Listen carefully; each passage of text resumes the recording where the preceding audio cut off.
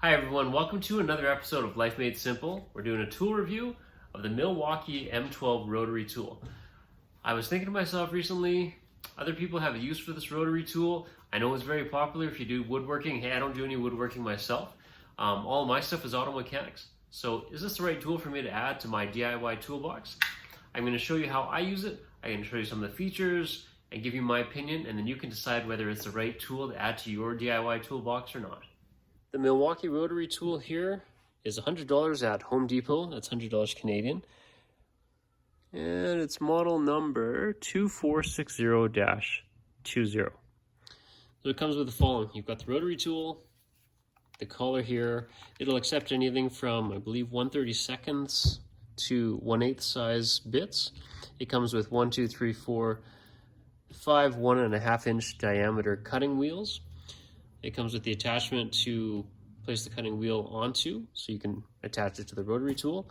And then of course it comes with this wrench, so when you are tightening or loosening this up with this on there, you basically just throw it in like that. Hold this button here, allows you to push down on it while you are tightening it. And then at the very end, basically just give it an extra turn just to make sure it's tight. So that's basically what it comes with. It doesn't come with a battery. It's got 6 speed settings, 1 all the way to 6, and then the on-off button. Of course, there's no, you just turn it on and it basically runs. You don't have to press a button or hold a safety lock or anything like that. So basically turn it off, and say I'll just set it to 3, throw a battery in it. Then you can see when you turn it on.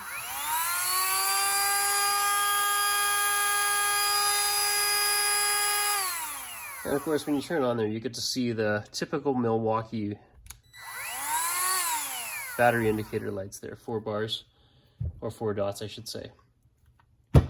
So that's basically what the tool comes with. Because it accepts other accessories, your typical Dremel or Craftsman rotary tool accessories, I've got a little container, a kit of stuff that I use that I keep in my toolbox. I've got flap wheels for sanding, more sanding. I've got, these are stones, more for sharpening. This is carbide. It's for removing burrs from metal. There's another one here that I use as well. So when I've got metal shavings that I've got to smooth down, this carbide tool is great for that. And so again, it didn't come with any of these accessories. I got these with my Sears Craftsman rotary tool kit. And because it uses the same type of accessories and the same types of bits, I basically put those together, and then I have this little container which I thought was useful, and that way I can keep all that stuff in my toolbox, no problem. As a comparison today, I'm going to show you the Milwaukee tool up against this, which is my Craftsman rotary tool. As part of this review, I'm basically going to cut a screw, a bolt, and a nail with each of these. And the clock's ticking, so I'll show you how long it takes with this tool versus the Sears Craftsman tool. And I hope you enjoy that. So here I've got a typical piece of 2x4, and I've got an assortment of screws, nails, and a bolt drilled into it. So I've got the Sears Craftsman tool here. I've got it on its max speed setting, which is I think 28 or 30,000 RPM. And I'm going to cut through this screw. After that, I'm going to cut through the nail, and then I'm going to cut through that bolt. And I'll probably fast forward it a bit, and I'll tell you the total times afterwards, and then compare it up against the Milwaukee rotary tool.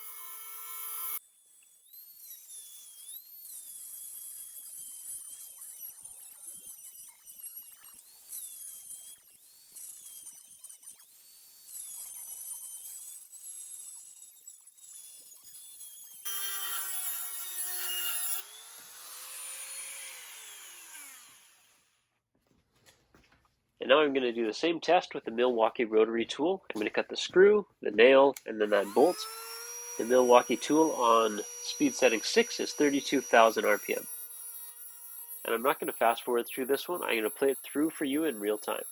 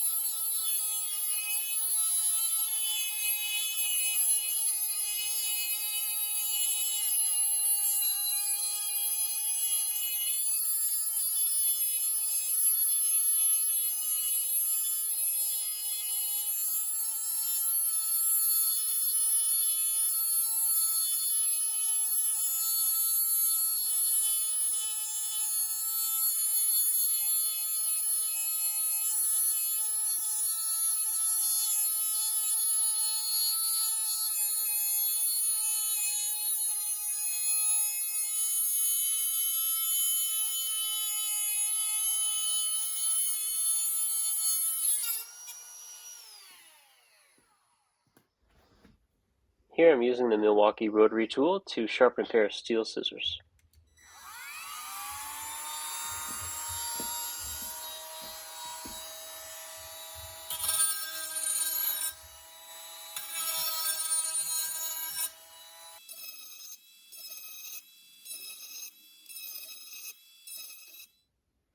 Sharpening this other pair of cheap scissors doesn't give any spark, so I'm guessing it's a non-ferrous metal, probably nickel or aluminum or something like that.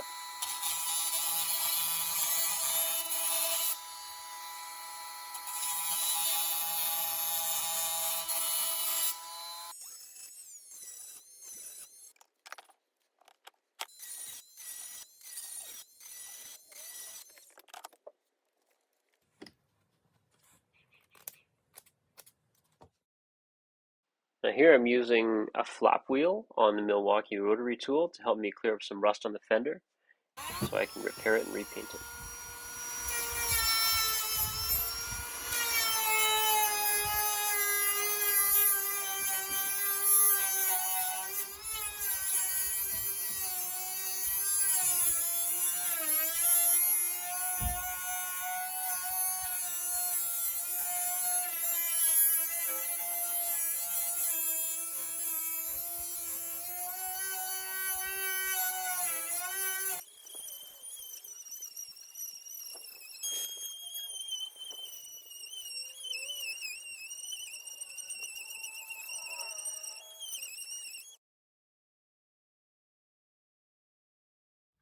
Well, I hope you enjoyed the video. I hope you enjoyed the tool review of the Milwaukee M12 Rotary.